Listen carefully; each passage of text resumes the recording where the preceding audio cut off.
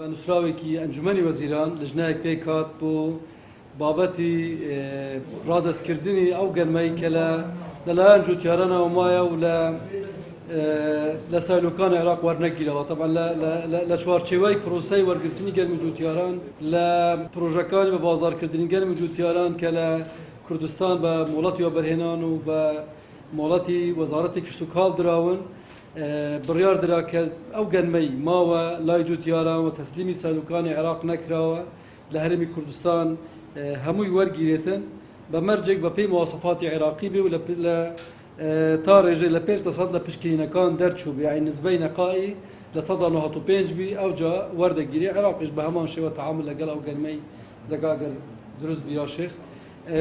گەرمەکە تەبعاً ئێمە دوو سعرماندانە بۆ ئەو گەرمە چونکە ئەمە کەرتی تایبەت وەری دەگرێ.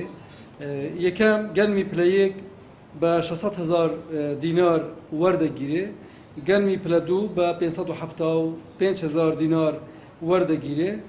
ئەم پرۆسە لە ڕێکەوتی ئەمڕۆ 2/8/2023 تاکو 2/9/2023 بەردەوام دەبێ لە هەردوو شوێن لە هەولێر لە سلێمانی ئەوانەی دهۆک و ناوچەکانی تریش دەتوانن لەو لە هەولێر و لە شوێنەکانی تر لە هەولێر وەردەگیرێتن. طبعاً پێویستە جوتیاران پشتگیری بنکەی کشت و کاڵیان پێبێ، بڕی گەرمی وەرگیرا و لە سایلۆکانی عێراق بسەلمێنێ کە چەند لیان وەرگیراوە و بڕی گەرمی وەرنەگیراویشیان تۆمار کرابێ. شایستە داراییەکانیشیان لە ماوەی 2 مانگدا پێیان دەدرێتن، یعنی کۆتا ڕۆژی وەرگرتنی شایستە داراییەکانیان لە 2/2/2023 دەبێتە. ئەو گەرمەی کە بەرهەم هاتووە تەوەقع 500,000 بە بازار کراوە لەلایەن کۆمپانیەکانی سەر بە وەزارەتی بازرگانی، بەڵام ئێمە تەوەقع دەکەین هەتا 300,000 تەنی دیکەش گەرم ما بێتن.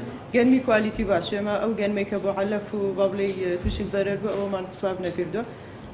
تقریبا 300,000 تەن گەرمی دیکە کۆی گشتی ڕەنگە بگاتە 800,000 تەن گەرمی کوالیتی باش ئینتاجی هەرێم بیتن.